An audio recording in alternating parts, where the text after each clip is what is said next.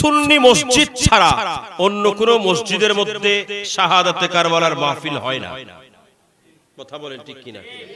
তারা যে এই 1447 হিজরিতে তারা যে এই আশুরার মাহফিল, তারা যে এই শাহাদাতে কারবালার মাহফিল, এগুলোকে বেদাত বলবেন, এটা আমার আল্লাহ জানে কিনা? কথা বলেন, জানেন কিনা? সেজন্য আমার আল্লাহ বলেন, বেদাত তোমরা যে বলবা শুধু 10 মুহররম, কোন দিন? 10 মুহররম অথবা মুহররম মাসের মধ্যে যখন শুহাদায়ে কারবালার স্মরণে মাহফিল হবে, তোমরা সেটা বেদাত বলবা, আমি আল্লাহ তো জানি। সেজন্য আমার আল্লাহ এমন একটা ব্যবস্থা করে দিয়েছেন, প্রত্যেক গোত্রের মানুষ, প্রত্যেক সম্প্রদায়ের মানুষ, প্রত্যেক দলের মানুষ যারা বেদাতের ফতোয়া দেয়, তাদেরকে 5 ওয়াক্তে 5 বার আমার রাসূলের আহলে বাইতকে স্মরণ করতে হয়। কথা বলেন ঠিক কিনা? কেমনে? একজন মানুষ যখন নামাজের মধ্যে এসে আখিরি বৈঠকের মধ্যে বসে পড়েন, আখিরি বৈঠকের মধ্যে সর্বপ্রথম তাশাহুদ পাঠ করেন। এটা তেলাওয়াত করার পরে 2 নম্বরে যেটা তেলাওয়াত করা হয় সেটার নাম হলো দরুদ শরীফ।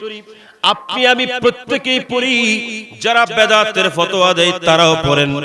আমি আপনি যদি এই দরুদ শরীফ তেলাওয়াত করি, আমরা দেখতে পাবো এই দরুদ শরীফের মধ্যে আল্লাহুম্মা সাল্লি আলা সাইয়্যিদিনা ওয়া মাওলানা মুহাম্মাদিন ওয়া আলা আলে মুহাম্মদ। আমার রাসূল ওই দুরূদ শরীফের মধ্যে প্রত্যেক নামাজের মধ্যে ইমামে হুসাইনের স্মরণ ঢুকিয়ে দিয়েছেন, ইমামে হাসানের স্মরণ ঢুকিয়ে দিয়েছেন, খাতুনে জান্নাতের স্মরণ ঢুকিয়ে দিয়েছেন, মাওলানা আলীর স্মরণ ঢুকিয়ে দিয়েছেন, হযরত ইমাম জয়নুল আবেদিনের স্মরণ ঢুকিয়ে দিয়েছেন, হযরত ইমাম কাসিমের স্মরণ ঢুকিয়ে দিয়েছেন, হযরত ইমাম আলী আকবরের স্মরণ ঢুকিয়ে দিয়েছেন, হযরত ইমাম আলী আসগরের স্মরণ। প্রত্যেকটা মানুষকে আপন আপন নামাজের মধ্যে 5 ওয়াক্ত নামাজের মধ্যে যতবার নিয়ত করবেন, শেষ বৈঠকের মধ্যে এসে আহলে বাইতের রাসূলকে স্মরণ করতে হবে। কথা বলেন ঠিক কিনা? আহলে বাইতের রাসূলকে স্মরণ করা ছাড়া আপনি যদি আপনার নামাজকে শেষ করে দেন, আপনার নামাজ পূর্ণতা পাবে না, আপনার নামাজ পরিপূর্ণ হবে না যতক্ষণ আপনি দরুদ শরীফ পড়বেন না।